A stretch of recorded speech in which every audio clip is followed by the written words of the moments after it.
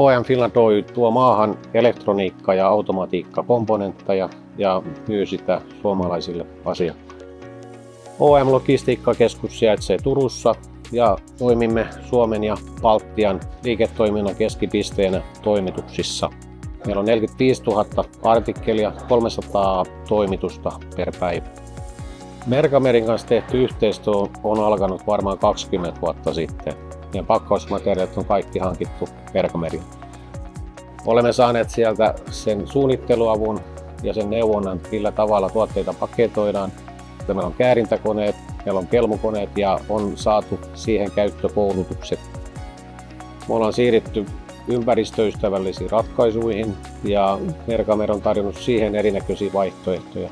Otetaan mahdollisesti teippi käyttöön, mikä on kierrätetty teippi. Ja meillä on laatikot, mitkä on kierrätyskelpoisia ja verkkokauppalaatikot on tuonut meille erittäin ison avun siihen taloudellisuuteen. Me ollaan löydetty erinäköisiä ratkaisuja meidän komponenttien pakkaamiseen ja huollot on toiminut erittäin hyvin.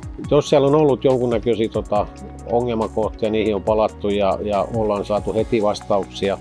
Myynnin henkilö on tullut myös paikalle ratkomaan niitä ongelmia. Eli semmoisia haasteita meillä ei ole tässä vuosien varrella ollut, mitä me ei olla pystytty ratkaisemaan.